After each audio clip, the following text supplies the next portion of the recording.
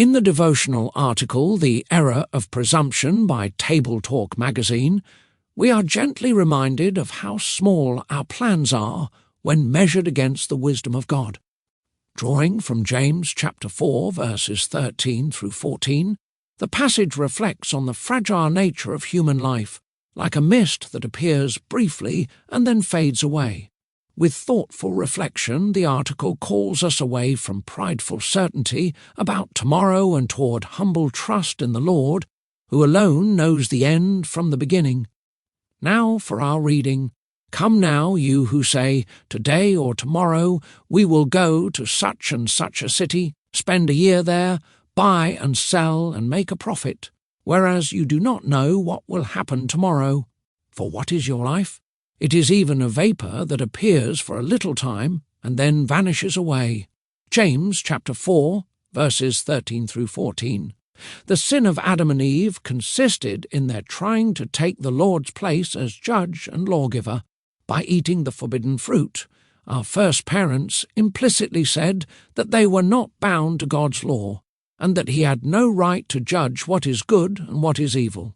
They attempted to cast off his authority, committing cosmic treason, as Dr. R.C. Sproul frequently said. Adam and Eve were the first to do this, but not the last. James says that we do the same thing when we judge fellow Christians in matters on which God has left us free to make our own choices, or when we revile other believers. God in his law condemns slandering other believers, and only he has the right to judge individuals in matters where he has left them free. Let us strive not to usurp God's place as judge by our disobedience. Slandering other believers and improperly judging them are not the only ways that we assume for ourselves prerogatives that belong to the Lord alone. We see that in today's passage, as James begins to warn us against the error of presumption.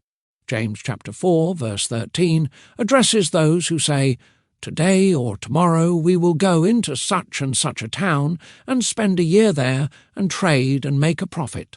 In the 1st century Roman Empire, commercial activity was rapidly expanding, and many residents of the empire, including many Jews, took advantage of this through various business enterprises. It was easy for merchants to pridefully proclaim what their revenues and profits would be, their plans for buying and selling in other cities, and so on. Not much has changed, for modern people make prideful predictions as well. In any case, James warns readers that such boasting is presumptuous, and the reason is that we do not know the future. We are finite with our lives, but a mist that appears suddenly and disappears almost as quickly. Only the Lord knows the future certainly, declaring the end from the beginning. Only he can confidently announce what is coming tomorrow. When we boast of the future, without any reference to the Lord and his sovereign will, we are therefore attempting to usurp his place. James does not condemn business owners merely for having a profit motive. As we will discuss in our next study, he also does not forbid wise planning for the future. He simply wants us to remember our own limitations and that the days ahead are unknown to us. One of the best ways that we can cultivate humility before God and others in our hearts and lives is to remember our limitations and the shortness of our lives. We are but creatures, and it is vital that we remember that.